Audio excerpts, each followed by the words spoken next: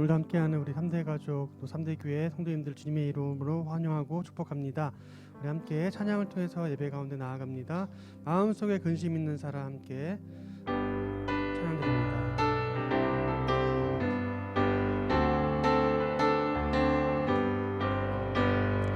마음속에 근심 있는 사람 주 예수 앞에 아뢰어라. 슬픈 마음 있을 때라 주 예수께 아뢰라.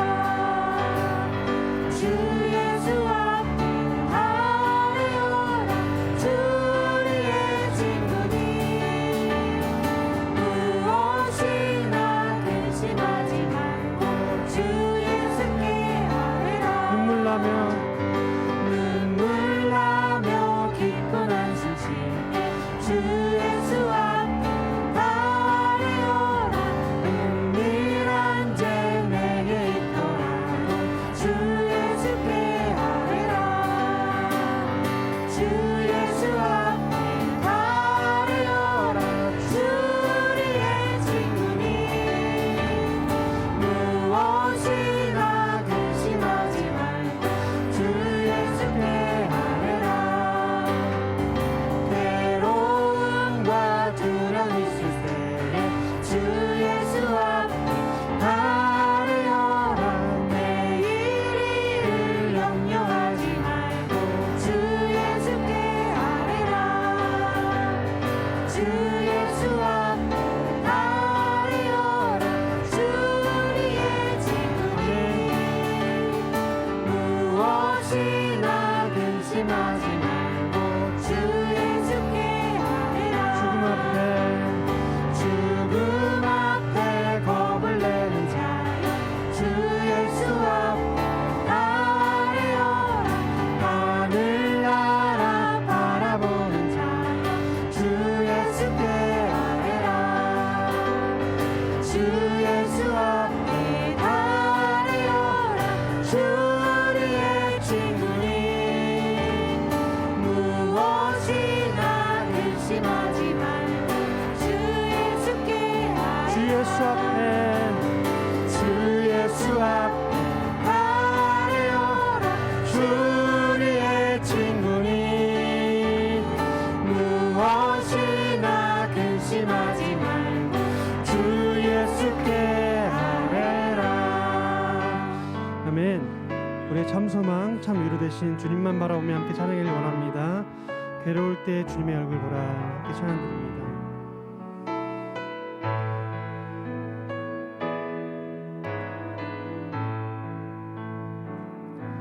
괴로울 때 주님의 얼굴 보라.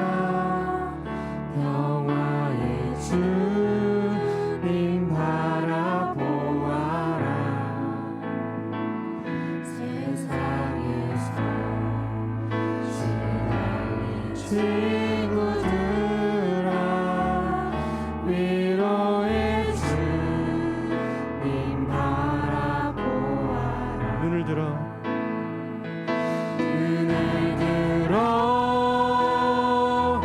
주를 보라. 내 모든 영역 주께 맡겨라. 슬플 때에 주님의 얼굴 보라.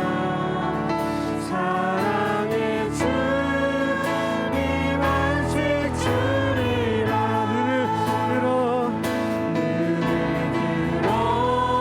주를 보라. 내 모든 영역 주께 맡겨라. 슬플 때에 주님의 얼굴 보라. 사랑의 주님 안식 주리라. 힘이 없고 이 마음 연약할 때 능력의 주님 능력의 주님 바라보아라.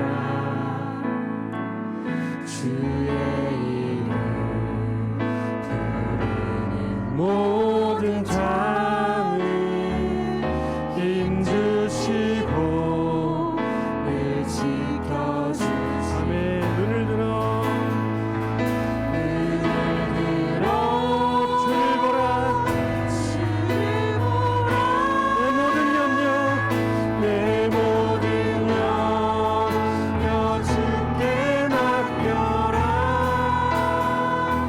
슬플 때에 주님의 얼굴 보라. 사랑의 주님 안식 주리라. 눈을 들어 주를 보라. 주를 보라. 내 모든 염려 주께 맡겨라.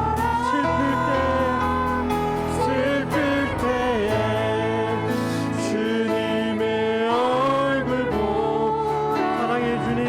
사랑의 주님 한번 더 고백합니다. 눈을 들어 주를 보라. 주를 보라.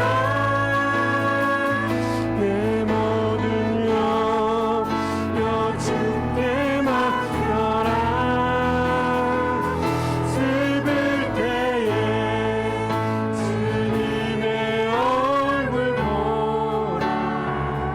사랑의 주님 안식 주리라.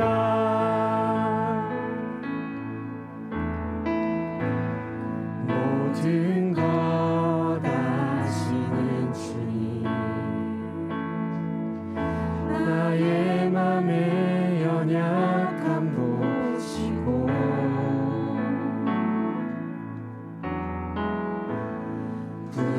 부족한 그 모습대로 주님 마음에 주님 마음에 새겨주시네.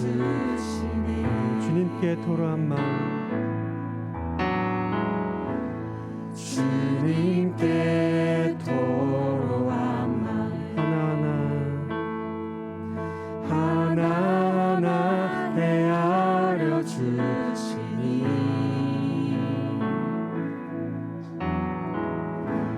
그 마음 그 아픔들을 주님 손으로 주님 손으로 품어주시네.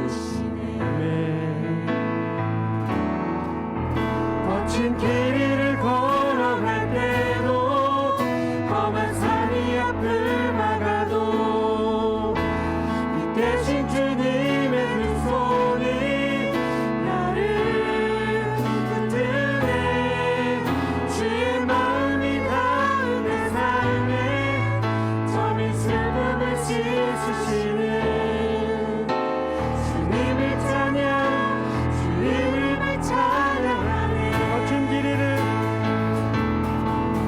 거친 길이를 걸어갈 때도 험한 산이 앞을 막아도 대신 주님의 그 손이 나를 붙드네. 주의 마음이 닿은 내 삶에 점이 슬픔을 씻으시는 주님을 찬양 주 이름을 찬양하네. 우리 한 번 더 모든 것 아시는 모든 것 아시는 주님 나의 맘에 나의 맘의 연약함 보시고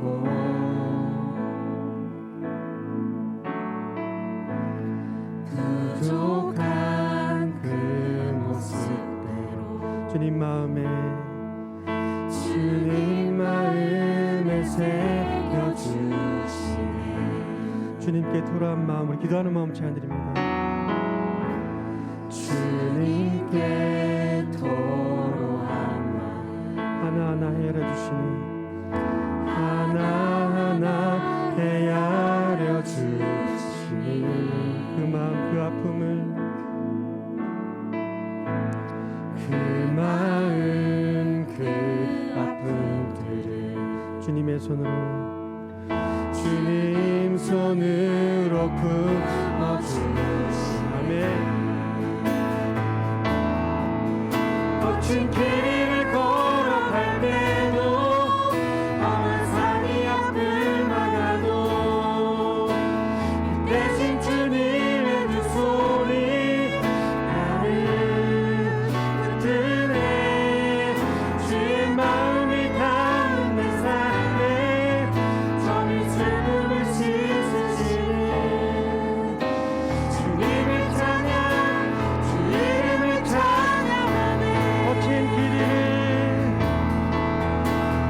길을 걸어갈 때도 험한 산이 앞을 막아도 대신 주님의 두 손이 나를 붙드네 주의 마음이 담은 내 삶에 점인 슬픔을 씻으시네 주님을 찬양 주 이름을 찬양하네 주님을 찬양 주님을 찬양 주 이름을 찬양하네 우리의 모든 것을 아시고 우리 아픔을 품어주시는 주님을 계속해서 찬양드립니다. 나의 한숨을 바꾸셨네. 이렇게 찬양드립니다. 고달픈 삶의 은혜도 묻어지고 곧 사라질 것에 사라질 것에 내 마음 두네 헛되고 헛되고 헛된 것들 바라보며 그 은혜를 놓치며 살았네 주어진 삶을 묵묵히 살아가며 날 붙드신 주 예수를 보내 사망 가운데 놓여진 나의 삶을 날 건지신 그 이름 예수 나의 한숨을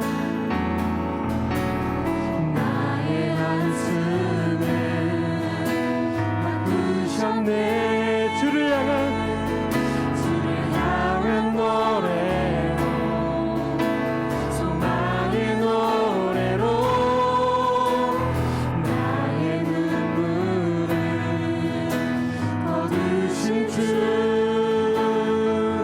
예수 이름 안에 살게 하소서 주어진 삶을 묵묵히 살아가 날 붙드신 예수를 붙드신 주 예수를 보내 네. 사망 가운데 놓여진 나의 삶을 날 건지신 그 이름 아멘. 나의 한숨을 바꾸셨네 주를 향한 노래로 소망의 노래로 나의 눈물을 거두신 주 예수 이름 안에서 우리 나의 한숨을 오늘도 바꾸어 주실 하나님을 기대하며 부릅시다. 나의 한숨을 바꾸셨네 주를 향한 노래로 소망의 노래로 나의 눈물을 거두신 주 예수 이름 안에서 우리 한 번만 마지막으로도 우리의 한숨을 바꾸어 주실 하나님 나의 한숨을 바꾸셨네. 주를 향한 노래, 소망의 노래로 나의 눈물을 거두신 주 예수 이름 안에 살게 하소서. 기도하는 마음으로 함께 힘차게 찬송합니다. 마음속에 근심 있는 사람 주 예수 앞에 아뢰어라. 슬픈 마음 있을 때에라도 주 예수께 아뢰라. 주 예수 앞에 아뢰어라. 주 우리의 친구니 무엇이나 근심하지 말고 주 예수께 아뢰라.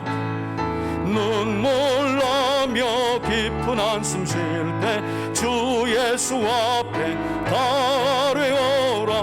은밀한 죄 내게 있더라도 주 예수께 아뢰라. 아멘. 주 예수 앞에 아뢰어라. 주 우리의 친구니 아멘. 무엇이나 근심하지 말고 주 예수께 아뢰라. 괴로움과 두려움 있을 때에 주 예수 앞에 아뢰어라. 내일 일을 염려하지 말고 주 예수께 아뢰라. 아멘.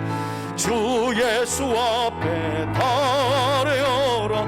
주 우리의 친구니 무엇이나 근심하지 말고 주 예수께 아뢰라. 아멘. 죽음 앞에 겁을 내는 자여 주 예수 앞에 아뢰어라. 하늘나라 바라보는 자여 주 예수께 아뢰라. 아멘. 주 예수 앞에 아뢰어라. 주 우리의 친구니 무엇이나 근심하지 말고 주 예수께 아뢰라. 오늘 우리가 함께 나눌 하나님의 말씀은 사무엘상 1장 9절에서 20절까지의 말씀입니다. 찾으셨으면 저와 여러분들이 한 절씩 교독해 나아갑니다. 9절입니다. 그들이 실로에서 먹고 마신 후에 한나가 일어나니 그때 제사장 엘리는 여호와의 전 문설주 곁 의자에 앉아 있었더라. 한나가 마음이 괴로워서 여호와께 기도하고 통곡하며 소원하여 이르되 만군의 여호와여, 만일 주의 여종의 고통을 돌보시고 나를 기억하사 주의 여종을 잊지 아니하시고 주의 여종에게 아들을 주시면 내가 그의 평생에 그를 여호와께 드리고 삭도를 그의 머리에 대지 아니하겠나이다. 그가 여호와 앞에 오래 기도하는 동안에 엘리가 그의 입을 주목한즉 한나가 속으로 말하며 입술만 움직이고 음성은 들리지 아니하므로 엘리는 그가 취한 줄로 생각한지라. 엘리가 그에게 이르되 내가 언제까지 취하여 있겠느냐, 포도주를 끊으라 하니 한나가 대답하여 이르되 내 주여 그렇지 아니하나이다. 나는 마음이 슬픈 여자라 포도주나 독주를 마신 것이 아니요 여호와 앞에 내 심정을 통한 것뿐이오니 당신의 여종을 악한 여자로 여기지 마옵소서. 내가 지금까지 말한 것은 나의 원통함과 덕분됨이 많기 때문이다 하는지라. 엘리가 대답하여 이르되 평안히 가라. 이스라엘의 하나님이 내가 기도하여 구한 것을 허락하시기를 원하노라 하니 이르되 당신의 여종이 당신께 은혜 입기를 원하나이다 하고 가서 먹고 얼굴에 다시는 근심빛이 없더라. 19절입니다. 그들이 아침에 일찍 일어나 여호와 앞에 경배하고 돌아가 라마의 자기 집에 이르니라. 엘가나가 그의 아내 한나와 동침하매 여호와께서 그를 생각하신지라. 20절 마지막으로 함께 읽습니다. 한나가 임신하고 때가 이름에 아들을 낳아 사무엘이라 이름하였으니 이는 내가 여호와께 그를 구하였다 함이더라. 아멘. 사무엘상 1장의 말씀을 가지고 원통함과 괴로움이 기도가 될 때라는 제목으로 함께 은혜를 나누려고 합니다. 오늘도 하나님을 예배하는 우리 3대 가족들을 먼저 찾으시고 또 돌보시는 인애와 자비 그리고 긍휼하심이라는 하나님의 헤세드가 예배하는 여러분들에게 풍성하게 임할 줄 믿습니다. 여러분, 하나님의 말씀인 성경을 우리가 열어보면 성경은 하나님께서 천지 만물을 지으신 창조주이심을, 또 그 속에서 우리가 살아가고 있는 이 지구를 놀랍게도 말씀으로 창조하셨다는 사실을 성경은 우리에게 설명해 주고 있습니다. 또한 성경은 하나님께서 창조하신 이 세상 만물을 어떻게 태초부터 지금까지, 아니 이제 이후로 종말의 그 시간까지 하나님이 그 역사를 통치하시며 주관하실지에 대한 말씀도 우리에게 가르쳐주고 있습니다. 그래서 성경의 첫 번째 책인 창세기라는 말씀을 열어보면 누구든지 창세기라는 말씀을 읽은 사람들은 자연스럽게 이 세상의 역사를 주관하시는 크고 광대하신 그리고 전지전능하신 하나님을 만나게 됩니다. 하지만 이처럼 크고 광대하신 그리고 전지전능하신 하나님의 이름은 때때로 그분을 믿고 따르며 살아가는 우리에게 어떤 불안한 의심을 갖도록 만드느냐. 예를 들어 이런 거죠. 그토록 크고 광대하신 하나님, 지구뿐만 아니라 온 우주, 세상 모든 만물을 지으시고 통치하시고 그것들을 다스리시는 그런 전지전능하고 광대하신 하나님께서 작고 작은 연약한 나와 같은 한 인생을 과연 아실까? 나를 아실까? 그렇게 크고 광대하신 하나님이 나라는 사람을 과연 알고 계실까? 그리고 그분은 내 삶의 크고 작은 문제들에 대해 알고 계실까? 왜냐하면 하나님이 너무 크신 분으로 우리가 느껴지기 때문에, 우리가 가히 상상할 수 없는 분으로 느껴지기에 우리는 때때로 이런 불안한 의심을, 나같이 작고 연약한 인생을 주님이 아실까? 내가 겪고 있는 이런 크고 작은 삶의 고통의 문제를 아실까? 그리고 그 문제들 속에 함께 하시며 깊이 주님이 관여하실까? 라는 불안한 의심을 갖게 된다는 거예요. 자, 그러나 오늘 본문을 보면 하나님의 사람 사무엘이 출생하는 과정 중에 있었던 한나라는 여인의 이 불임 사건을 통해서 우리는 무엇을 알게 됩니까? 크고 광대하신 그리고 전지전능하신 하나님께서 얼마나 디테일하게, 세밀하게 그리고 깊이 우리 개개인의 삶 속에 함께 하시고 우리가 겪고 있는 모든 문제들 속에 하나님께서 깊이 관여하고 계신지에 대한 부분을 새롭게 알 수 있다는 거예요. 아, 그렇구나. 그렇게 크고 광대하시고 전지전능하신 신이신 하나님이라도 그 하나님은 세밀하게 우리 인생 개개인의 삶 속에 함께 하시고 깊이 관여하고 계시구나라는 사실을 알 수 있다는 거예요. 그럼 사사시대에 이제 새로운 왕정시대를 여는 이 시작쯤에 여러분 그렇잖아요. 이 사무엘상은 사사시대가 끝나고 새로운 왕정시대로 이어지는 일종의 다리 역할을 하는 말씀이거든요. 그런데 느닷없이 그 새로운 시대의 출발을 알리는 시작쯤에 하나님은 불임 여성, 사실 세상 사람들은 별 관심이 없어요. 한나의 삶에 대해서. 이 불임 여성의 고통에 하나님이 집중하시는 이유가 무엇인가? 여러분, 이 새로운 왕정 시대를 여는 시작점에 있었던 불임 여성 한나의 얘기가 어떻게 시작을 하고 있느냐? 오늘 본문은 9절부터 이어지잖아요. 서두에 기록된 사무엘상 1장의 서두인 1절에서 8절까지의 말씀을 보면 아이를 갖지 못했던 한나는 에브라임 지역의 라마다임 소빔, 보통은 라마라고 불리는데 이 라마라는 지역에 살고 있었던 엘가나의 아내로 소개되고 있어요. 엘가나의 정확히 말하면 본처로 소개되고 있는데요. 하지만 이 레위 지파에 속한 엘가나는 본처인 한나만 있었던 것이 아니라 첩이었던 분인나도 있었다라고 성경은 설명해요. 그러니까 사무엘상으로 갔다고 이제 사사시대 완전히 끝났구나 이렇게 생각하시면 안 돼요. 사울 왕이 세워지기 전까지는 아직 사사시대입니다. 이스라엘 백성들이 각기 자기 소견대로 행하는 거예요. 여러분, 레위 지파 사람은 지금으로 말하면 영적 지도자의 반열에 오른 사람이고요, 집안이 꽤나 괜찮은 정도가 아니라 아주 좋은 집안이라고 생각하시면 돼요. 세상적으로 보여지는 것도 그렇고 영적인 배경도 그래요. 그런데 그에게 첩이 있었다는 거죠. 안타까운 사실은 본처인 한나에게는 자식이 없었는데 엘가나가 드린 후첩인, 이 첩인 분인나에게는 아들 하나가 아니라 여러 자녀가 있었던 것으로 보여요. 자식이 있었다는 거예요. 흥미로운 사실은 불임 여성이었던 한나가 이처럼 아이를, 새 생명을 갖지 못한 배경에 서두에 나오는 5절과 6절을 보게 되면 하나님이 깊이 관여하셨다는 사실이에요. 즉 하나님께서 한나의 임신을 뭐라고 말씀해요? 성경이 막으셨다 그래요.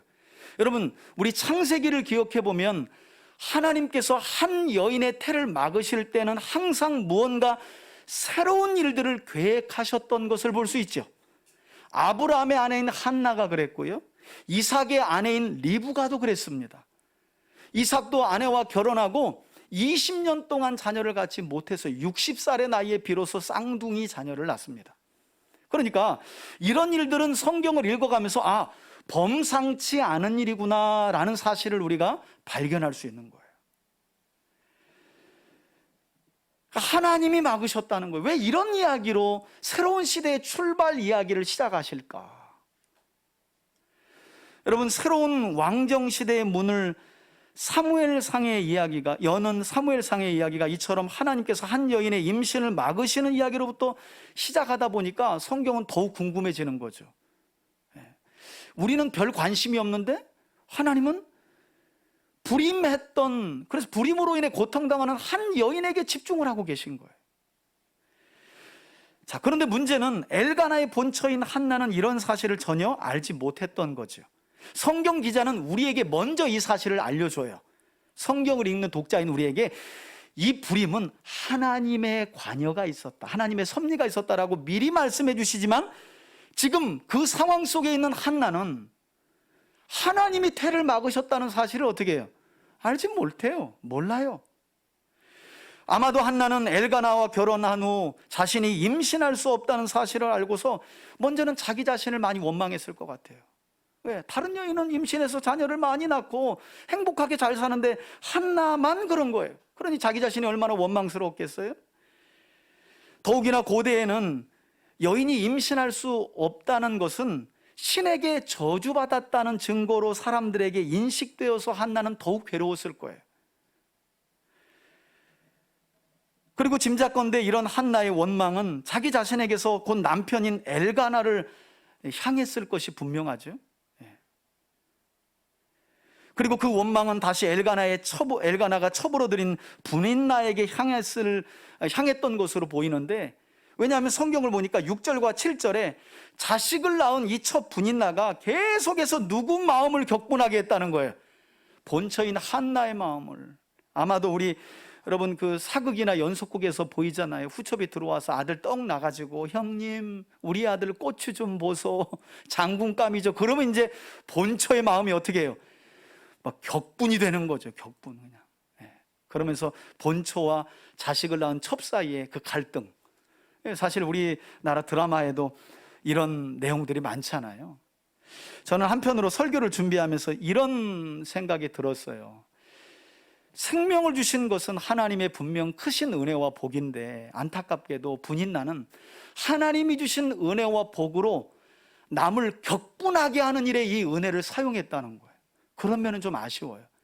그래서 이런 생각을 해봤어요. 여러분, 하나님이 여러분들이 수고하고 노력한 일들에 대해서 어떤 은혜와 복을 주시든 아니면 생각지 못한 은혜로 복을 주실 때에 그 복과 은혜가 다른 사람들을 격분하게 만들지 않는 복과 은혜가 될 수 있길 주의 이름으로 축복합니다.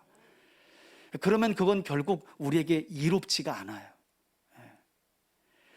그런 모습이 분인나에게 좀 안타깝게 드러나요. 자꾸 해서 형님이었던 본처 한나의 마음을 격분시키는 거예요. 격분시키는 거예요. 여러분, 이렇게 불임으로 인해 찾아온 원통한 마음과 격분된 마음을 가졌던 한나는 오늘 본문 말씀을 보니까 마침내 그 원통하고 격분된 마음을 누구에게로 가지고 나아가느냐? 여호와 하나님께로 가지고 나아가게 되는데요, 그 내용의 시작이 오늘 본문의 시작인 9절입니다 9절부터 함께 한번 볼까요? 그들이 이렇게 시작이 돼요. 곧 엘가나와 분인나와 그 자식들, 그리고 본처인 오늘 주인공인 한나가 여기 속하는데요, 이 가족들이 하나님의 성막이 자리 잡고 있었던 실로에서, 이때는 아직 성전이 지어지지 않을 때니까 임시 성막이 있었던 실로에서 절기를 맞아 먹고 마신 후에, 유대인들은 절기가 되면 하나님께 11조라든지 갖가지 그 곡식을 예물로, 물론 가축도 드리지만 이렇게 드리고, 드린 것 중에 일부러 또 함께 먹고 마시면서 잔치를 하거든요. 그렇게 먹고 마시는 자리에서 9절을 보니까, 9절 중반을 보니까 누가 이 잔치 자리에서 일어났다고 성경은 말씀합니까? 한나가 일어나서 그래요. 한나가 일어나서 그때에 제사장 엘리는 일어나니 제사장 엘리는 여호와의 전 문설주곁 의자에 앉아 있었더라라고 말씀해요. 여러분, 우리 손에 들려진 개역개정 성경에는 마치 이 상황이 한나가 절기에 마련된 잔치자리에서 아들이 없다 보니까 너무 마음이 괴로워가지고 슬그머니 일어나서 그 자리를 빠져나온 것처럼 앞뒤 본문이 읽혀져요.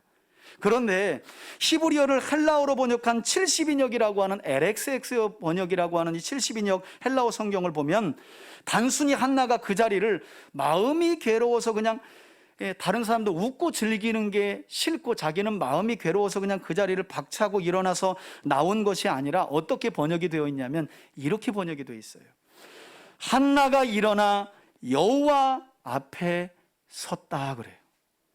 그냥 그 잔치의 자리가, 남들은 다 즐거운데 나만 자식이 없어서 괴로워가지고 이 즐거운 자리 나랑은 안 맞아 하고 뛰쳐 일어나 나온 것이 아니라 누구 앞에 서기 위해 나왔다는 거예요? 하나님 앞에 서기 위해 일어섰다는 거예요. 그게 중요한 거예요. 그냥 원통한 마음 가눌 수 없어, 남들 다 웃고 있는데 그게 꼴도 보기 싫어서 일어난 것이 아니라 그 원통하고 격분된 마음을 가지고 하나님 앞에 나아가기 위해 일어섰다는 거예요. 저는 그런 점에서 우리 3대 가족들이 크고 작은 여러분의 삶의 문제들을 가지고 여러분들도 홀로 괴로워하지 않게 되기를 바라고요, 한나와 같이 일어서서 하나님 앞에 서는 믿음으로 자라가며 세워지는 여러분들이 되시길 주의 이름으로 축원해 드립니다. 그런 점에서 어떻게 보면 생각지 못하게 우리 삶에 찾아오는 크고 작은 문제는 우리 보고 뭐 하라는 사인과 같은 거예요. 일어서라는 거예요. 누구 앞에 서도록? 맞아요, 하나님 앞에 서도록. 그런데 여러분, 이런 믿음의 깨달음은 다 갖는 게 아니에요. 그러니까 공동체가 중요한 거죠. 목자들은 그렇게 하지 못하고 있는 성도들에게 혹시 이 문제가 하나님께서 집사님으로 하여금 이 자리에서 일어나 하나님 앞에 서도록 하시는 것일 수 있으니 함께 기도합시다 하고 권면해야 되고, 성도들은 성도들 서로가 이 문제는 하나님이 우리로 하여금, 집사님으로 하여금, 형제님으로 하여금, 자매님으로 하여금 하나님 앞에 나가서 서도록 하는 그런 일은 아닐까?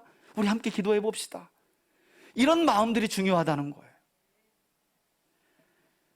여러분, 이렇게 원통한 삶의 문제를 가지고 하나님 앞에 서기 위해 일어났던 한나는 이어지는 10절에 보니까 어떻게 행동을 하느냐? 한나가 마음이 괴로워서 여호와께 기도하고 통곡을 했다고 성경은 말씀하는데요, 여러분, 우리가 우리 신앙을 점검하는 여러 가지 요소들이 있지만 그것들 중에 하나가 바로 이런 부분이거든요. 무슨 말인가 하면 어떤 사람들은 자기 삶에 닥친 크고 작은 어려운 문제들로 인해 문제들만 오면 항상 자기 자신을 원망하고 주변 사람들을 원망하는 데에만 급급한 사람이 있어요. 그런가 하면 반면에 어떤 사람이 있느냐? 어떤 사람은 그 문제를 가지고 한나처럼 일어서서 하나님 앞으로 나아가 기도하는 모습을 보인다는 거예요. 우리는 이것이 우리 신앙을 점검하는 좋은 분기점이 될 수 있다는 사실을 기억해야 돼요. 생각지 못한 문제나 예상했지만 어떤 삶의 어려움이 찾아왔을 때 그냥 한숨만 쉬고 있고 사람들 찾아다니면서 아이고 나에게 이런 일이 있어 하고 알리기 바쁜지, 아니면 그 자리에서 일어서서 이 문제는 하나님이 나를 하나님 앞으로 부르시는 문제일 수 있구나 라는 것을 깨닫고 하나님 앞에 기도하는지, 이것이 우리 신앙을 점검할 수 있는 좋은 분기점이 될 수 있다는 거예요. 그런 점에서 저는 다시 한번 우리 3대 가족들 모두가 하나님 앞으로 나아가기 위해 일어서는 믿음을 가질 수 있기를 바라고요, 삶의 문제들을 하나님께 기도를 통해 아뢰을 수 있는 참된 믿음을 가진 하나님의 사람들로 세워져 가기를 다시 한번 축원해 드립니다.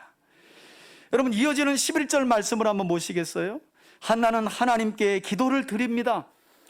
통곡도 했다 그러죠. 그런데 단순히 자신의 신세를 한탄하는 기도를 뛰어넘어요. 그리고 마침내 서원 기도에 이르게 되는데, 11절에 보니까 한나가 서원하여 이르되, 여러분 서원까지 했다는 건 뭔가 아주 큰 결단을 했다는 거잖아요. 뭐라고 서원합니까? 만군의 여호와여. 여러분 여기 한번 밑줄을 쳐보시겠어요? 그러면서 하는 서원의 기도가 이렇게 시작됩니다. 만일 주의 여종의 고통을 돌보시고 나를 기억하사 주의 여종을 잊지 아니하시고 그리하여 주의 여종에게 아들을 주시면, 한나가 어떻게 하겠대요? 내가 그 아들을 평생에 그를 하나님께 드리고 또 삭도를 내 아들의 머리에 대지 않겠습니다. 여러분, 이것은 우리가 앞서서 이미 사사 삼손에 관한 말씀을 살펴봤을 때 나실인의 서원에 포함된 말씀이라는 것을 알 수 있잖아요. 지금 한나가 자녀를 하나님이 주시기만 하면 그 아들을 나실인으로 구별하여 하나님께 드리겠다고 서원하고 있구나. 놀라운 사실은 여러분, 성경에서 하나님의 이름을 모든 군대의 하나님, 즉 만군의 여호와로 부르는 말씀이 여기 사무엘상에 처음으로 등장을 하거든요. 다시 말하면 창세기, 출애굽기, 레위기, 민수기, 신명기, 여호수아, 사사기, 룻기까지는 하나님의 이름을 구약에서 만군의 여호와라고 부르는 일이 없어요. 만군의 여호와라는 하나님의 이름은 사무엘상에 처음 등장하게 되는데, 놀랍게도 하나님의 이름을 만군의 주 여호와, 하나님은 이스라엘의 하나님뿐만 아니라 모든 백성들과 민족과 군대의 주인이십니다 라고 고백하는 만군의 여호와라는 이름을 누구 입에서 처음으로 고백하고 있다고요? 한나 입에서 고백한다는 거예요. 여러분 생각해 보세요. 제가 서두에도 한나의 사정을 알려드렸지만, 누가 임신치 못하는 한 여성을 누가 주목합니까? 또 이런 사실은 수치스러워서 잘 알리기도 어려워요. 지금도 그렇잖아요. 그런데 누구는 주목하고 계셨다는 거예요? 하나님이. 그리고 하나님이 주목하셨던 그 여인의 입에서 고통 중에 원통함을 하나님께 아뢰고 서원 기도하면서 마침내 그녀의 입에서 처음 나온 말이 만군의 주 하나님. 그리고 성경을 보세요. 내용을 보면 3번이나 한나는 하나님 앞에 선 자신을 뭐라고 불러요? 한번 따라합시다. 주의 여종. 여러분, 주의 여종이 주의 여종에게 주의 여종을, 하나님은 주님이시고 자신은 종이라는 사실을 고백하며 서원하고 있는 한나의 모습. 저는 이 한나의 모습을 보면서 누구의 모습이 비춰졌냐면, 여러분 사무엘하 7장을 보면 다윗이 나단 선지자 앞에서 이제 제가 하나님의 은혜를 기억하고 하나님의 성전을 예루살렘에 짓겠습니다 라고 고백했을 때, 하나님이 다윗에게 영원한 언약을, 내가 너와 내 후손에게 이스라엘의 왕위를 영원토록 주겠다라는 언약을 받은 뒤에 다윗이 하나님께 기도하는 내용이 나오거든요. 저는 유다 지파이지만 별 볼 일 없는 이새의 집안에서 태어나 목동의 아들인데 저와 같은 것을 주님께서 이렇게 왕으로 세워주시고 영원한 언약을 주시니 감사합니다 하면서 주의 종이 주의 종에게 주의 종을, 다윗이 그와 같이 고백하는 내용이 나오는데요, 한나의 모습이 마치 다윗의 모습과 매우 유사한 것을 볼 수 있어요. 여러분, 우리가 기도할 때 보면 가끔 우리가 혼동해요. 내가 주인의 자리에 어느덧 올라가 있고 하나님을 부리는 거예요. 우리도 모르게. 이렇게 계획했으니 당신이 이대로 해줘야 된다는 거예요. 여러분, 하나님은 우리보다 완전하신 줄 믿습니다. 우리가 가진 계획보다 더 완전하시고 퍼펙트한 계획을 가지신 분이 하나님이세요. 그러니 우리가 생각할 때에 완전한 계획이라고 생각하는 것들도 하나님 앞에는 내려놓을 놓을 수 있어야 돼요. 그리고 그분의 계획이 무엇인지 우리의 귀를 기울일 필요가 있어요. 그런 기도의 모습이 바로 주의 종에게 주의 여종을, 이런 자세죠. 그런 점에서 어떤 분이 이런 이야기를 하죠. 기도의 자리는 내 소원을 성취하는 자리가 아니라 기도의 자리야말로 나는 종이고 하나님이 왕이시고 주인이심을 깨닫는 자리. 왜 기도해요? 뭔가 내 능력으로는 할 수 없어 우리가 기도의 자리에 서는 거잖아요. 내 힘으로는 안 되니까 기도의 자리에 서잖아요. 그런데 그 자리에 서서까지도 하나님을 종처럼 부려. 때때로 우리의 연약한 모습이 그래요. 그래서 기도의 자리는 하나님이 주인 되시는 자리고 우리가 종의 자리에 앉게 되는, 비로소 영적인 관계가 올바르게 세워지는 그런 자리인 줄 믿습니다. 하나님은 그런 사람들에게 신실한 하나님의 응답을 주시는 줄 믿습니다. 한나가 그래서 그 응답을 누리죠. 여러분, 이처럼 한나는 불임으로 인해 당했던 자신의 고통과 씨름하는 기도의 과정을 통해서 마침내 소원에 이르렀죠. 그리고 여호와 하나님이 만군의 하나님이라는 확신을 갖게 되었던 것이고요. 더 놀라운 사실은 한나가 생명이 끊어져 원통해하며 탄식하는 자신의 모습을 뛰어넘어서 새로운 시대를 열기 위해 거룩하게 구별된 한 생명을 애타게 찾으시는 만군의 주 하나님의 소원과 심정까지도 볼 수 있었다는 거예요. 저는 그런 특별한 은혜가 기도하는 여러분들에게도 경험되어질 수 있기를 축복합니다. 내 문제를 가지고 기도 자리에 섰는데 내 문제를 뛰어넘어 하나님의 소원이 보이는 거예요. 할렐루야. 여러분, 그런 소원을 가지고 기도하는 이들의 기도를 하나님이 얼마나 간절하게 기다리고 지금도 찾으시겠어요? 그런 기도는 미루어질 수 없는 기도죠. 즉각적으로 응답될 수밖에 없어요. 자, 그런데 문제는 이렇게 깊은 슬픔과 고통에 빠져 있는 한나의 원통함과 괴로운 마음을 공감해 줄 사람들이 사사시대에는 없었다는 거예요. 여러분들 어떠세요? 예상했던 문제라든지 아니면 생각지 못한 고통의 문제가 찾아왔을 때 여러분 주변에 혹시 그 문제를 솔직하게 이야기하며 기도 제목으로 밝히고 기도를 요청할 만한 신앙의 지체가 있으신가요? 없으시면 교회 옮겨야 되겠네 그런 생각하시면 큰일 나요. 없으시면 내가 그런 사람이 되어주면 되는 거예요. 그러면 자연스럽게 그런 도움을 또 받을 수 있습니다. 제가 목회하면서 힘든 건 자꾸 왜 우리 교회에는 그런 사람이 없어요? 라고 요청하시는 거예요. 이제 막 신앙생활을 하신 분이라면 당연히 들어드려야죠. 근데 신앙의 연륜이 있으신 분들이 그런 이야기를 하셔. 우리 교회는 제가 영적으로 소통하고 제 기도 제목을 나누면서 함께 기도할 만한 사람이 없다는 거예요. 자꾸 없다고 말해요. 누가 되어줄 사람이 없다는 거예요. 제가 기도해 보니까 그분이 되어주시면 될 일인데 내가 먼저 마음을 열고 함께 나누면서 기도 제목을 나누고 함께 기도하면 될 일인데 자꾸 그런 이야기를 들어줄 사람을 찾는 거예요. 내가 들어줄 사람이 되면 누군가 내 얘기를 들어주죠. 안타까운 사실은 이 사사시대에 한나의 고통을 공감해 줄 사람이 없다는 거예요. 여러분, 한 사람이 교회에 나와가지고요, 등록하는 과정을 보면, 정착해서 이제 등록하고 정착하는 과정을 보면, 물론 예배의 은혜, 목사님의 설교 이런 거 많이 중요합니다. 근데 결국요, 뭐냐면 공감이에요, 공감. 내가 처음 그 교회를 발걸음했을 때 나를 보는 성도들의 눈빛의 공감, 인사의 공감, 식사하셨어요? 어떻게 오셨어요? 반갑습니다. 이 공감이 이 교회를 통해 풍겨지는 하나님의 사랑을 처음 밟은 분들은 그걸 맞고 가시는 거예요. 안타까운 사실은 사사시대의 한나의 마음을 공감해 줄 사람이 없어요. 심지어는 성경에 보니까 이스라엘의 영적 지도자였던 엘리 제사장마저 이렇게 원통함과 격분함으로 고통스러웠던 한나의 아픔을 전혀 공감하지 못하고요, 오히려 고통스러워하는 한나의 마음에 결정판에 비수를 꽂습니다. 그 내용이 12절 이후에 나오죠. 12절 보시겠어요? 그가 곧 한나인데요, 여호와 앞에 서서 얼마나 원통함과 격분함이 많았으면 오랫동안 기도했다는 거예요. 그런데 이 모습을 누가 주목하여 봤대요?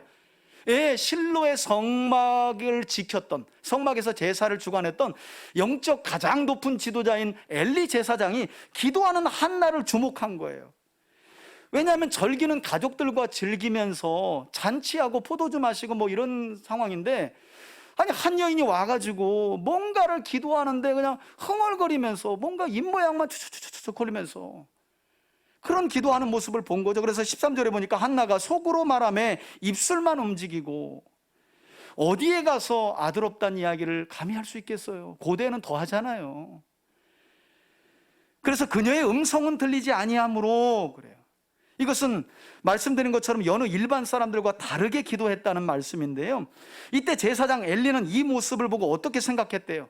그녀가 절기를 맞아 잔치자리에서 흠뻑 포도주에 취해가지고 술 취한 줄로 생각했다는 거예요. 여러분, 그래서 애시당초 성경을 보면 엘리 제사장의 등장을 성경이 알리면서 오늘 본문이 시작되는 9절 말미를 한번 보시겠어요? 어떻게 엘리 제사장의 등장이 소개되고 있습니까? 그가 성막의 문 곁에 의자에 어떻게 있었대요? 앉아 있었다 그래요. 여러분, 성경은요 아주 흥미롭습니다. 이런 내용을 굳이 이야기하지 않아요. 굳이 이야기할 필요 없는데 이야기하는 거예요. 의미가 있습니다, 여러분. 90세가 넘고 나중에 보면 비둔했기 때문에 앉아 있었을 수도 있지만, 단순히 물리적으로 몸무게가 많이 나가고 나이가 많아서 앉아 있었다는 게 아니에요. 성경은 왜 제사장 이야기를 하면서 그가 성막에 서서 오가는 사람들에게 인사하고 있었더라 이렇게도 할 수 있잖아요. 그런데 그는 앉아 있었더라 그래요. 반면에 한나는 지금 조금 전에 우리가 봤던 것처럼 어떤 상태예요? 일어섰다고 말하죠. 이게 차이죠. 한 여인은 누구에게도 말할 수 없는 고통 때문에 일어서서 하나님 앞에 서 있는데, 영적 제사장인 엘리는 어떻게 해요? 앉아 있었다는 거예요. 여러분, 흥미롭게도 사무엘상 4장으로 가보면 제사장 엘리는요 이렇게 앉아 있다가 블레셋과의 전쟁에서 사망한 두 아들 홈니와 비느하스의 사망 소식을 듣고 그 자리에서 고꾸라져 가지고 목이 부러져 죽게 돼요. 그때도 성경을 보면 어떻게 해요? 그가 앉아 있었다가 그래요. 넘어져 가지고 두 아들 죽음의 소식에 충격받고 쓰러져서 목이 부러져 가지고 그 자리에서 죽어버려요. 98세의 나이에 이렇게 엘리는 죽었다라고 성경은 엘리 인생을 결론 지어요. 앉아 있다가 죽은 거예요. 문제가 있어도, 블레셋과 이스라엘의 전쟁이 나는 상황이 있어도 엘리는 앉아 있었다는 거예요. 하나님 앞에 일어서서 하나님 앞에 기도해야 될 사람이 앉아 있었다는 거예요. 두 아들만 떨그러니, 그것도 하나님을 전혀 경외하지 않는 두 아들만 언약궤를 손에 쥐어주고 이거 가지고 가봐, 마치 목걸이 십자가 하면 이 십자가가 능력을 발휘할 것처럼 그렇게 언약궤를 보냈다가 두 아들 죽고 이스라엘 군대는 패배당하고, 그 충격으로 엘리는 앉은 상태로 넘어져서 죽어요. 여러분, 성경은 이처럼 아주 의도적으로 제사장 엘리의 어두운 영적 상태의 단면을 앉아 있었다라는 말로 표현하고 있다는 거예요. 저는 그런 점에서 우리 3대 가족들은 영적으로 앉아 있거나 잠을 자고 있는 신앙이 아니라 깨어 있을 뿐만 아니라 한나와 같이, 다시 한번 말씀드립니다, 한나와 같이 일어서서 하나님 앞에 서는 믿음의 사람들로 세워질 수 있기를 주의 이름으로 축원해 드립니다. 어떤 경우에는요, 우리가 내 문제를 가지고 서는 게 아니에요. 내 자녀 문제를 가지고 내가 서야 돼요. 내 배우자의 문제를 가지고 내가 서야 합니다. 내 지체들을 위해서, 내 한 교회의 지체들을 위해서도 설 수 있어야 돼요. 꼭 이렇게 말하면 요즘 사람들은 그건 목사님이 해야 될 일이잖아요 그래요. 맞아요. 제가 해야 될 일이죠. 저는 죽으나 서나 앉으면 안 될 사람이에요. 항상 일어서서 여러분들의 문제를 가지고 하나님 앞에 서서 기도해야 될 사람이에요. 그러나 저 너무 외로워요. 누군가 함께 여호와 앞에 서서 기도할 사람들이 필요해요. 여러분들 서로에게 그런 하나님의 사람들이 될 수 있기를 주의 이름으로 축원해 드립니다. 온라인 30분 짧은 기도지만 금요일 날 밴드 하는 시간이 그런 시간 아니겠어요? 누군가 암으로 투병하는 고통 중에 우린 기도를 통해 우리가 그를 대신하여 여호와 앞에 서는 거죠. 하나님은 그것을 보시고 치료의 능력과 구원의 은혜를 베풀어 주시는 줄 믿습니다. 그래서 우리가 그런 믿음으로 자라가야 되는 거예요. 내 문제만 있으면 서는 그런 믿음, 이제는 우리가 벗어나야 되는 거예요. 어려운 상황에 처해 있는 누군가를 위해서 일어설 줄 아는 믿음, 여호와 앞에 설 줄 아는 믿음. 여러분, 이렇게 영적으로 어두운 상태에 놓여 있었던 제사장 엘리가 한나의 원통하고 격분된 마음을 어떻게 아릴 수 있었겠어요? 그러므로 엘리는 14절에서 고통 중에 기도하고 있었던 한나의 마음에 마침내 비수를 결정적으로 꽂죠. 14절 보세요. 엘리가 그녀에게 이르되 내가 언제까지 술 취해 있겠느냐? 그러면서 하는 말이 포도주를 끊어라 하니, 제가 상상컨대 이게 오늘날 같으면 당장 다음 주에 이 한나 집사님 어떻게 해요? 안 나오죠. 거 보세요. 안 나오는 정도가 아니라 옆 교회로 가서 등록하였더라, 이렇게 되는 거죠. 목사님이 너무 원통하고 억울해가지고 기도하는데, 아니 한 집사 이 말이야, 어디 교회 절기에 술 처먹고 교회 와가지고 말이야 여기서 하나님 계신 성전에서 그렇게 말해보세요. 여러분, 조용하게 다른 교회 가는 것만 해도 제가 볼 땐 감지덕지야. 일어나지, 네가 목사냐? 요즘 같으면 그러고도 남을 수, 네가 당신이 목사야? 저라도 그랬을 것 같아요, 만약 그랬다면. 놀라운 사실은 개인적인 고통의 마음을 품고 하나님 앞에 서원하는 자리에 섰던 한나가요, 이처럼 엘리 제사장의 비난과 책망에도 격분했다는 말이 안 나와요. 그러니까 하나님 앞에 서기 전에 한나는 항상 격분되는 문제가 앞에 있었고 그것 때문에 격분했던 사람이에요. 그런데 마침내 그 원통한 마음을 하나님께 아뢰고 서원 기도하고까지 하고 나니 더 이상 그 어떤 문제도 한나를 격분하게 할 수 없었던 거예요. 그게 놀라워요. 그래서 한나는 격분하지 않고 이후의 내용을 보니까 아주 차분하게 이렇게 형편없는 영적 리더인 엘리에게 자신의 사정을 설명해 주죠. 15절 보세요. 한나가 대답하여 이르되 네 주여, 제사장님, 그렇지 않습니다. 나는 마음이 참 슬픈 여자라서 지금 제가 이 원통함 때문에 입만 조잘조잘거리면서 기도한 겁니다. 포도주나 독주를 마신 것이 아니요. 그러면서 중요한 말이 나오죠. 한나가 지금 누구 앞에 서 있다는 거예요? 여기 나오잖아요. 엘리는 계속해서 앉아 있었더라. 그러나 고통 중에 있었지만 한나는 여호와 앞에 서서 더 중요한 말이 나오죠. 자신의 심정을 하나님 앞에 뭐 했다고요? 토로했다는 거예요. 저는 하나님을 믿으며 신앙생활하는 가정 가운데 우리 성도들의 심정이 하나님 앞에 항상 이렇게 통할 수 있기를 주의 이름으로 축복합니다. 여러분 16절 보세요. 당신의 여종을 악한 여자로 그러니 여기지 마옵소서. 내가 지금까지 말한 것은 나의 원통함과 격분됨이 많았기 때문입니다. 여러분, 조금 전에도 제가 설명드렸지만 성도가 술에 취한 건지 아니면 원통함과 괴로움으로 인해 기도하는 것인지도 모르는 제사장에게 한나가 굳이 이렇게까지 친절하게 자기 사정을 아뢰 필요가 있을까요? 네가 목사냐 하고 그냥 다른 교회 가버리지. 그런데 한나가 그렇지 않아. 하나님 앞에 서고 난 뒤에 한나는요 쉽게 격분하지 않아요. 여러분, 기도의 은혜라는 게 이런 거라는 거예요. 막 다급하고 막 화나기도 하고 뭐 때문에 격분하고 원통했다가도요 기도의 자리를 잊고 나서 가면요 마음이 어느 순간 평안해져요. 그 격분한 마음들이 누그러져요. 왜? 하나님이 하실 것을 믿기 때문인 줄 믿습니다.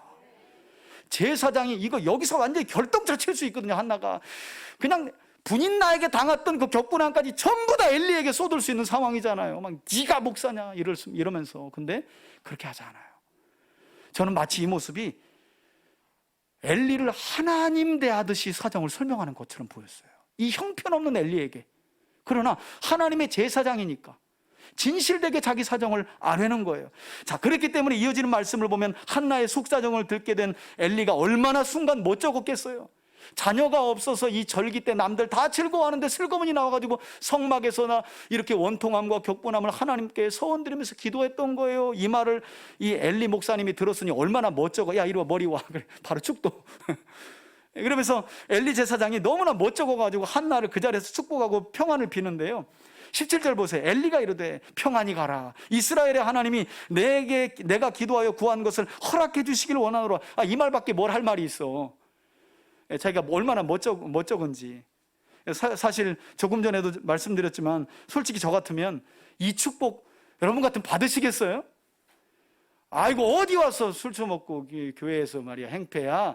이런 분에게 사실은 제 사정은요 이러이러해서 이래요 라고 말하고 싶겠냐고요. 저 같으면 축복해 준다 그러면 너나 받으세요 하고 갈 것 같아. 그런데 그 뒤에 내용을 보니까 한나가 어떻게 반응을 보였대요? 여러분 한나는 형편없는 영적 지도자 엘리 앞에 서 있는 게 아니라 지금 누구 앞에 서 있어요? 그거예요. 하나님 앞에 서 있다고 생각한 거예요. 그래서 어떤 반응을 보이느냐? 이르되 당신의 요종이 당신께 은혜를 입기를 원하나이다 하고, 자, 그 다음 행동이 놀랍죠? 한나는 그 다음에 어떻게 했대요? 그 말을 듣고 그 형편없는 제사장 엘리의 축복을 듣고 돌아가서 그 다음에 먹고 얼굴에 다시는 뭐가 없었더라? 근심이 없었더라. 한번 따라합시다. 다시는 근심이 없었더라. 할렐루야. 저는 우리 3대 가족들에게도 이처럼 하나님의 은혜가 임하여 여러분들이 만군의 주 하나님께 기도한 제목들에 대해서는 하나님의 응답을 확신하는 믿음이 있기를 바라고요. 그래서 기도한 제목들에 대해서는 다시는 근심이 없기를 주의 이름으로 축원해 드립니다. 한나와 같이. 여러분, 사람은 기도하고도 두려워할 수 있고 염려할 수 있어요. 그러나 하나님은 우리와 다르십니다. 우리가 미처 아뢰지 못한 것까지 계획하시고 이루시는 분이 우리가 믿는 하나님이신 줄 믿습니다. 그러니 다시는 근심하지 마시기를 주의 이름으로 축원해 드립니다. 한나가 이런 믿음을 가진 거예요. 이 형편없는 제사장 엘리로부터 받은 축복이었지만 그것을 마치 하나님으로부터 받은 것처럼 여기면서 확신하고 돌아갔던 한나. 그리고 오늘 본문 마지막 단락을 보니까 이렇게 돌아갔으니 응답을 누리죠. 여러분 19절 보세요. 실제로 어떤 응답을 받아요? 그들이 아침에 일찍 일어나 이제 절기 마치고 실로를 떠나가지고 여호와 앞에 경배하고 마지막으로 경배하고 돌아가는 거예요. 집이 있는 라마에 돌아가게 되는데요. 그리고 그때 엘가나가 그의 아내 한나와 동침합니다. 여러분 이때 한나의 소원 기도가 어떻게 응답이 되었다고 그래요? 성경이 보니까 그 내용도 상당히 성경에서는 중요한 대목이거든요. 엘가나가 그의 아내 한나와 동침하매 여호와께서 그를 뭐 하셨다는 거예요? 여러분 여기 밑줄을 쳐놓으셔야 돼요. 여호와께서 그를 생각하셨다. 여러분 이 생각하다라는 말은 히브리어로 한번 따라해 볼까요? 자카르. 한번 따라합시다. 자카르라는 히브리어인데요. 자카르라는 말은 생각하다 또는 기억하다라는 의미를 가졌어요. 자, 이 자카르라는 단어가 창세기의 아브라함에 관한 말씀에도 등장하는데 우리 그 대목으로 읽어보면 이 내용이 이 단어가 어떤 때 쓰여지는지를 알게 돼요. 우리 창세기 19장 29절 한번 읽겠습니다. 앞에 보시고 함께 읽습니다. 시작. 하나님이 그 지역의 성을 멸하실 때 곧 롯이 거주하는 성을 엎으실 때, 여러분 잠깐만요. 여러분 여기에서 말씀하는 성은 어떤 성이에요? 그렇죠. 딱 단락을 보면 전후 문맥에 소돔과 고모라 성을 말씀하는데, 자 그걸 염두하고 하나님이 그 다음에 어디죠? 하나님이죠. 거주하는 성읍을 하나님이부터 읽습니다. 시작. 하나님이 아브라함을 어떻게 하셨다고요? 여러분 여기 생각하사라는 단어가 조금 전 하나님이 한나에게 자녀를 주실 때 생각하사라는 자카르라는 단어와 똑같은 단어예요. 아브라함을 생각하사 롯을 그 엎으시는 중에 소돔과 고모라 성에서 어떻게 했다는 거예요? 여러분 아브라함의 하나님이 뭘 생각하사 멸망하는 성에서 조카 롯과 그의 두 딸을 구해내셨다는 거예요? 그렇죠. 아브라함의 중보기도.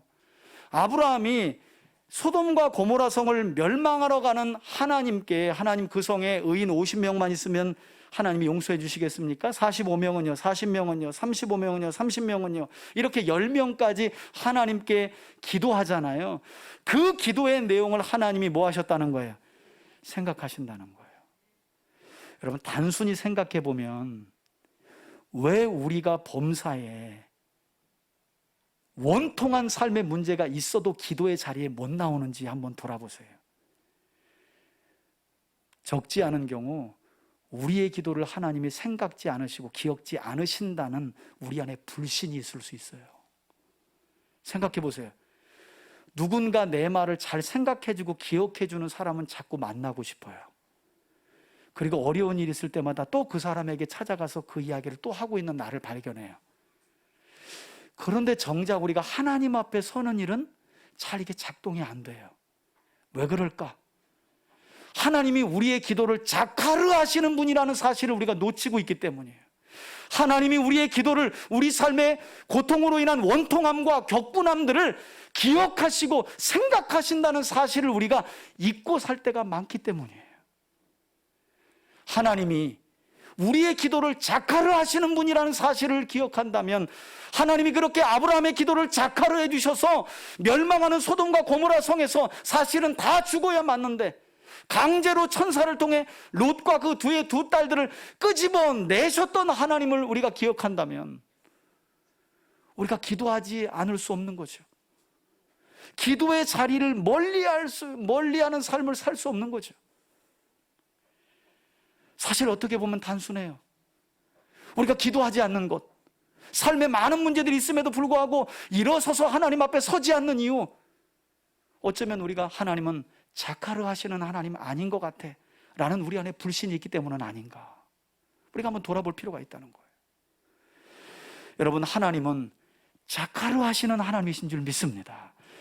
우리의 원통함과 격분함, 고통 중에 부르짖는 모든 기도와 신음까지도 생각하시고 기억해내시고 그 기억하신 바를 따라 반드시 구원의 은총을 베풀어 주시는 하나님이신 줄 믿습니다.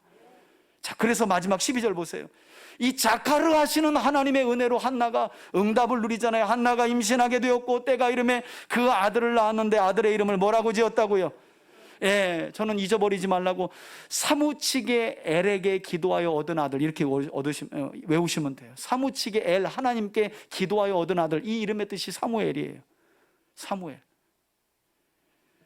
이는 내가 여호와께 그를 구하였다 함이더라. 아멘. 여러분, 이와 같이 한나는 자신의 소원이 응답되어 아들을 얻은 후에도 아들의 이름을 사무엘, 이 아들은 내가 뭘 해서 얻은 게 아니라 하나님이 원통함과 격분함의 고통 중에 있었던 나를 돌보신, 그래서 응답으로 주신 은혜의 아들이다 라는 이름으로 사무엘이라는 이름을 지어서 끝까지 만군의 주 하나님께 온전한 영광을 돌리고 있다는 거예요. 여기서 끝나지 않죠? 2장에 보면 한나가 이 아들을 얻고 하나님께 드린 뒤에 하나님께 놀라운 사무엘 상하서 전체의 신학적인 주제를 이끌어가는 하나님이 누구신지를 찬양하는 고백이 나와요. 이런 믿음이 바로 한나의 믿음이었다는 거예요.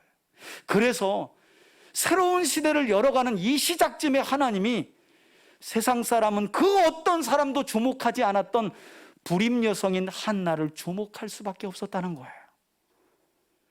고통 중에 신세한탄하고 누구 원망하는 것으로 앉아 있었던 것이 아니라 그 자리에 일어서서 여호와 앞에 서서 하나님을 어떤 하나님으로 고백하면서요, 만군의 주 하나님으로 고백하며 자신을 주의 여정으로 한없이 겸손하게 낮추었던 한나, 이렇게 기도했던 한나의 기도에 하나님이 신실하게 응답해 주신 거예요.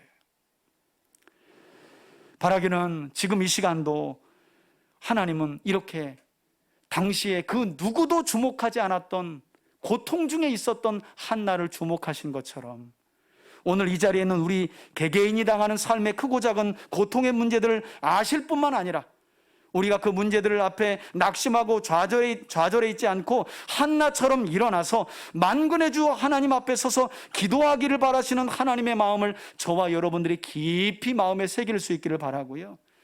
이처럼 하나님 앞에 서서 기도하는 우리의 간구를 언제나 자카르 하시는 하나님, 생각하시고 기억하시는 하나님께서 여러분들과 함께 계시다는 사실을 확신하고 잊지 않으면서 시작되는 한 주간도 믿음 안에 승리하는 저와 여러분들이 되시기를 주의 이름으로 축원해 드립니다. 아멘. 이제는 우리 주 예수 그리스도의 은혜와 하나님 아버지의 사랑과 성령의 교통하심이 원통함과 격분함의 고통 중에도 만군의 주 하나님을 기억하며 그 고통의 자리를 박차고 일어나 여호와 앞에 서서 마침내 개인의 소원을 뛰어넘어 하나님의 소원을 기도로 아뢰던 한나의 믿음을 본받아 삶 속에 찾아오는 크고 작은 원통함과 괴로움의 문제들을 가지고 일어나 하나님 앞에 서서 다시 한번 기도하기로 소원하고 결단하는 우리 성도들과 자녀들과 가정과 우리 교회 위에, 이 땅의 하나님의 교회들 위에 이제로부터 영원토록 함께 계실지어다. 아멘.